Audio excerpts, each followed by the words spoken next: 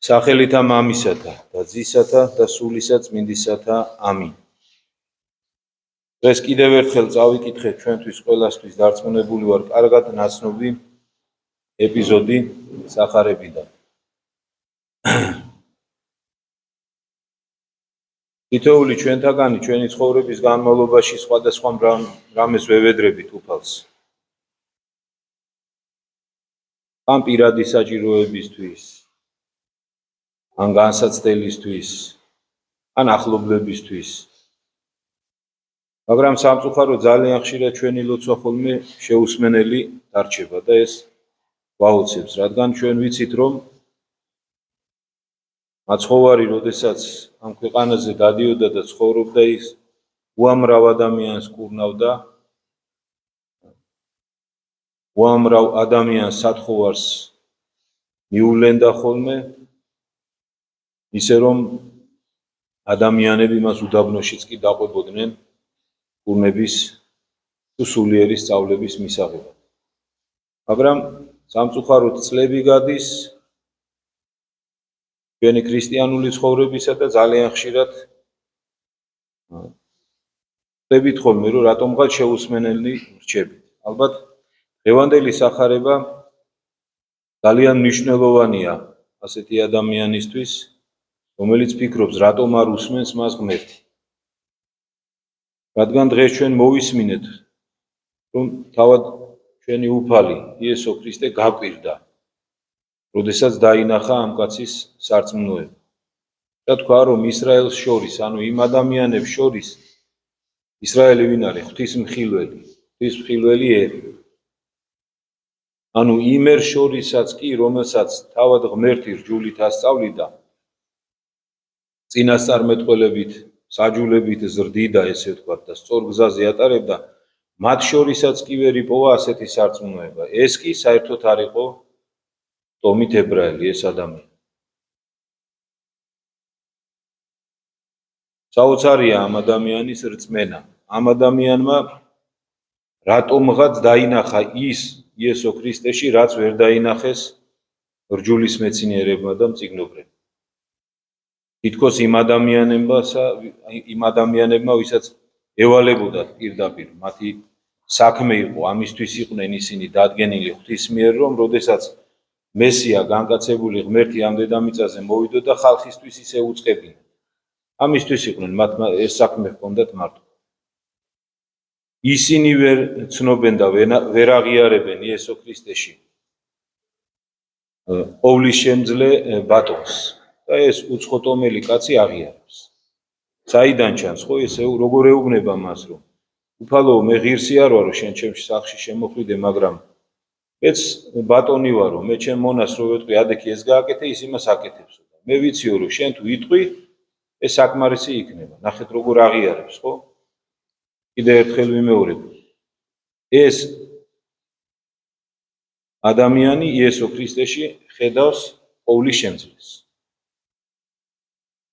და ეს უყვირს უფალს. და ჩვენ თავს ახლა შეკითხვა უნდა დავუსვათ, როგორ შეძლო აი ამ ადამიანმა, უცხოტომელმა, რომ ღმერთი უფრო კარგად დაენახა, ვიდრე კიდევ ერთხელ გავმეორდები იმ ადამიანებს, ვისაც პირდაპირ დავალებული ჰქონდათ ეს საქმიანი. თვითონ ამ ადამიანის საქციელში ჩანს ეს ყველაფერი. უპირველეს ყოვლისა და ალბათ ყველაზე მეტად აღსანიშნავი თვისება ამ კაცისა არის მისი სიყვარულის ნიჭი.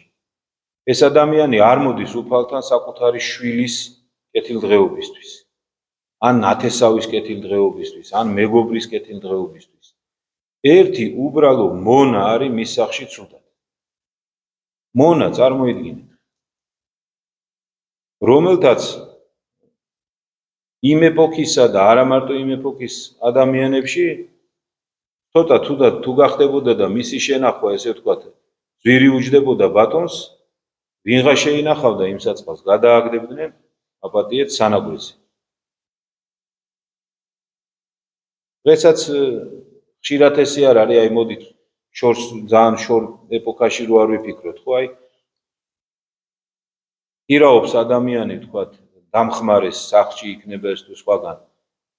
როგორც კი ეს ადამიანი ცოტა ისე იქნება, ან განსაცდელი შეექმნება, ან რაღაცა დაავადება შეეყრება, ან რაღაცა რომ მის მოვალეობას ვერ ასრულებს, რას ვაკეთებთ უმრავლეს შემთხვევაში? მოვიცილებთ ესეთ ადამიანს.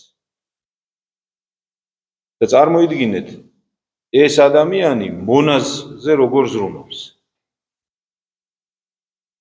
მონისთვის როგორ, ესე ვთქვათ, მონის მდგომარეობას როგორ განიცდის.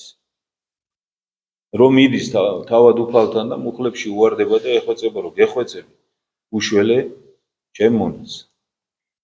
აქედან ჩანს მისი განუზომელი სიყვარული, რომ მას იმდენად უყვარდა მის გარშემო მყოფი ადამიანები, რომ მონაც კი ყველაზე უკანასკნელი, ესე ვთქვათ, მის გარშემო მყოფებში მისთვის ესეთი საზრუნავია. ასევე ჩანს უდიდესი სიმდაბლე ამ ადამიანის ამ სიტყვებში, რომელსაც ის ამბობს, რომ უფალო არ ვარ ღირსი, რომ შენ ჩემ სახლში შემოხვიდე.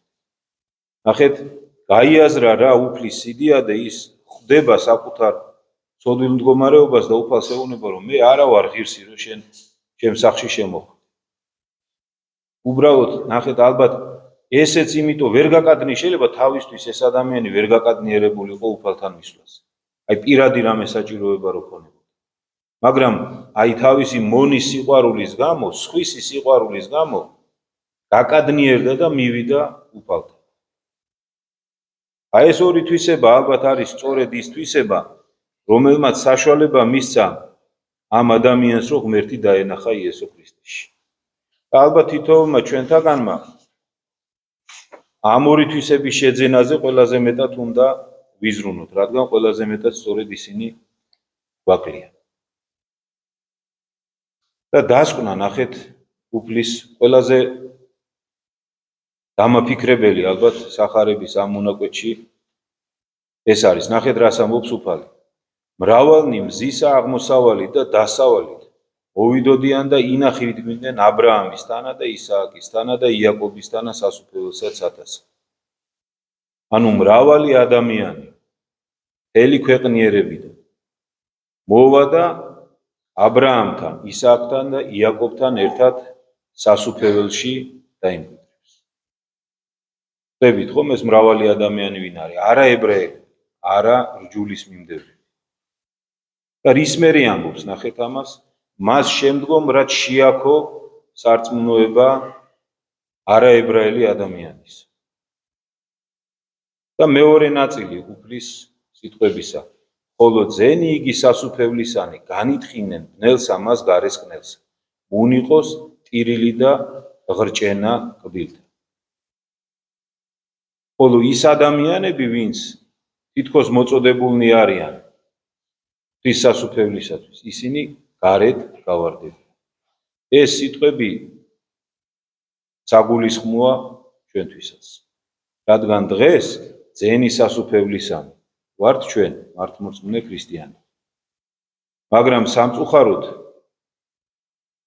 საერთოდაც არ გვაქვს ისეთი სარწმუნოება, რომელიც საშუალებას მოგცემს, რომ აბრაამთან, ისააკთან და იაკობთან ერთად სასუფეველში ვიყოთ. ანუ დღევანდელი სახარების თავარი, ესე ვთქვათ, სათქმელი ჩვენთვის ალბათ ესეც არის, რომ ხილად იყავით. მხოლოდ ის, რომ მართალ რწმენაში მდგეხართ, მხოლოდ ის, რომ ღვთის რჩეული ხალხი ხართ, მხოლოდ ეს არაფერს მოგიტანს. პირიქით, მხოლოდ ეს დაგღუპავს და ჯოჯოხეთს დაგიმკვიდრებს. როდესაც ესეთი წოდება გაქვს, უნდა შეესაბამებოდე ამ წოდებას და უნდა გქონდეს ისეთი რწმენა და ისეთი საქმეები, როგორც აი ამ უცხო ტომელს ჰქონდა. აი ამას გვაფრთხილებს დღევანდელი სახარებით უფალი, რომ ნუ გადიდგულდებით, ნუ ვიფიქრებთ, გვეუბნება თითოეულ ჩვენთაგანს, რომ გახსოვთ ხო სხვაგან ამბობს სასუფეველი, ძენი აბრაამისნი ხართ, რამე თუ შეუძლია გეტყვით თქვენ, რომ ქვათა ამათგან აღდგინება უფალსა, ძეთა აბრაამისთან. ანუ უფლისთვის რაღაცა წოდება არაფერს არ ნიშნავს. თუ ადამიანი ამ წოდების შესაბამისად არ ცხოვრობს, თუ ამ წოდების შესაბამისი, ესე ვთქვათ, თვისებებს არ ფლობს. და დღეს უფალმა გვითხრა თითოეულ ჩვენთაგანს, რომ უმნიშვნელოვანესი თვისება იმისათვის, რომ ადამიანი სასუფეველში მოხვდეს, დაიმკვიდროს სასუფეველი. ეს არის სიყვარული, სიმდაბლე და რწმენა.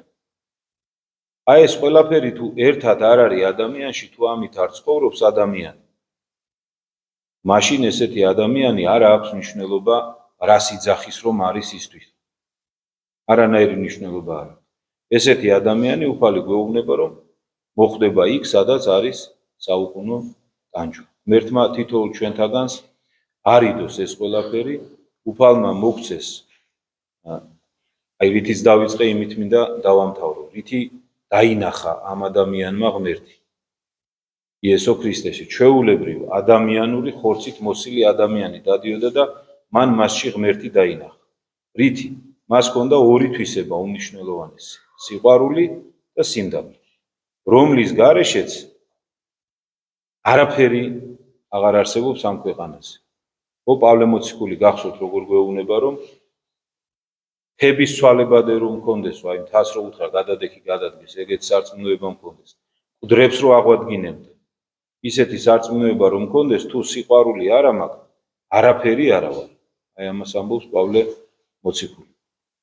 აი ამ ადამიანის, ესე ვთქვათ, შექება უფლის მიერ სწორედ ამას გვანახებს ჩვენ, რომ უმნიშვნელოვანესი სათნოება ამ დედამიწაზე არის სიყვარული.